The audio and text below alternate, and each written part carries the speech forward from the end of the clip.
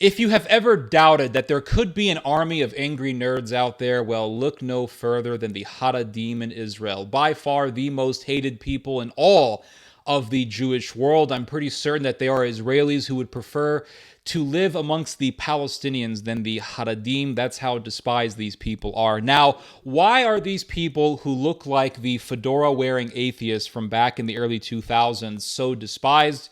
My father asked this question while he was serving in an Israeli prison. My father watched from his prison cell as a Haredi Jew was running down the prison aisle, being spat upon by the Jewish inmates. He was literally running down the aisle, covering his face, being spat upon, and he was like, "Oy vey, I'm being spat upon." And the Jewish cellmates, the Jewish prisoners, were saying, "Pooh, pooh, oy vey, pooh, get out of here, pooh, get out of here." And so my father asked the question, why are these people so hated? Because he noticed the regular Jews who don't dress up like rabbis with the black fedoras, they're not hated, so why are these people so despised? And someone explained it to my father. What my father was told was that these people really don't join the military. Now, before you tell me, yes, they do, they are Haredim who are in the military, I will say that there is a unit of Haredim in the IDF. But for the most part, these people do not join the military. They don't abide by the rule of mandatory conscription that the rest of the Israelis follow. And on top of this, to make it worse, these people actually get government funds. So in the minds of the Israeli people, not only are we having to fight to protect you, we're also working every single day to pay you people. And so that's why these people are so despised. And every single year in Israel, there has been this immense point of contention over getting these people to join the military, to get these people drafted. And this argument, this acrimonious debate has been going on for decades. Well, the Israeli government just recently answered the call and has told the Haredim, you guys have to abide by the mandatory conscription rule. And a lot of people were up in arms over this. You had all these fedora-wearing rabbis walking around saying, we'll rather die than join the military.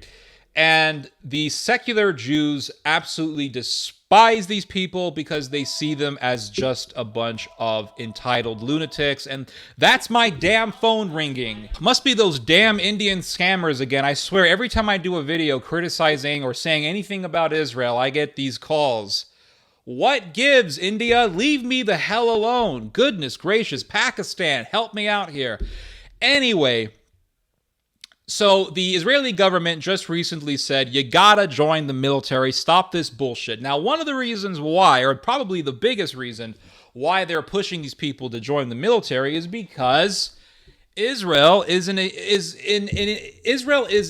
very, very volatile situation. We have Iran launching hundreds of rockets into Israel. You have all these Shiite militias, Hezbollah being the biggest one, who are at war with Israel. You have Hamas. You had all these threats. You have all of this very, very tense. You have this extremely tense atmosphere, and you have on top of that tens of thousands of nerds who just want to sit around all day reading the Talmud, reading the Torah, reading what Rabbi Ben Gavir, Shlomo, Mordecai, whatever said. And the Israelis have had to get women to join the military. I don't know about you, but if you have ever seen videos from Israel, one thing that you will notice is that there are a lot of women walking around with guns. A lot of them. And one of the reasons for this is because, well, the conventional reason is that everyone in Israel has to join the military, including women. But also it's because you have a lot of men who are saying, well, I'm not going to join the military. I just want to read all day. And so they don't join the military. You have tens of thousands of men who aren't joining the military, and you have all these women who are being forced to join the military.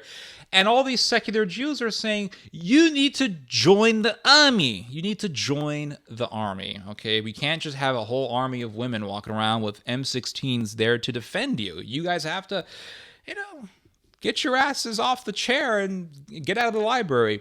The representatives of the Haredim and people in the government They have, after many discussions, they have come up with a proposal. Now, this proposal has not been officially decreed.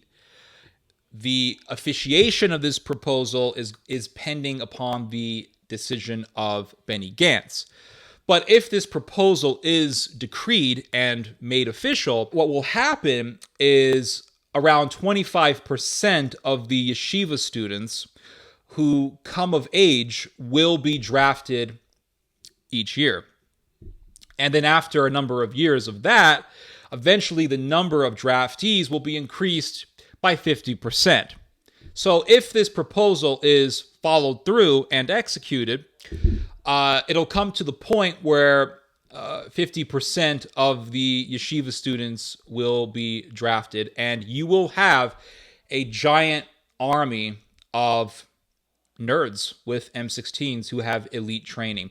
Now, this could go either in one or two ways. Either nothing will happen, everything will be fine, there's going to be harmony between secularist and Haredim, and secularist and religious. Or what will happen is you're going to have this immense rift, because there's already a rift between the secularist and the nationalist and the religious. You're going to have a rift between Israel. You're going to have a rift between the nationalist / ultra-religious Jews and the secular, more moderate Jews. And this army of nerds, this army of Haredim, will be extremely dangerous. Extremely dangerous. And if you have a civil war in Israel, the Haredim will be extremely effective against the more politically moderate side.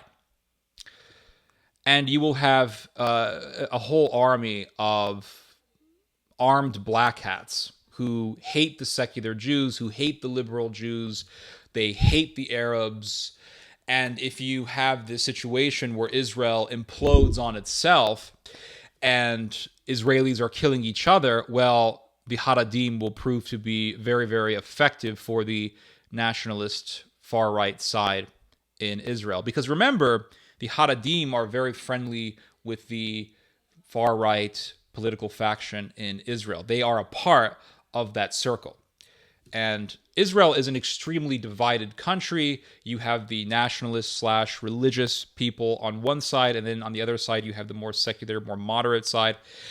And it's the religious, nationalistic Israelis who want to do Netanyahu's judicial overhaul. They want to diminish the power of the Supreme Court so as to allow a far-right dominated government to pass laws without the impediment of the Supreme Court.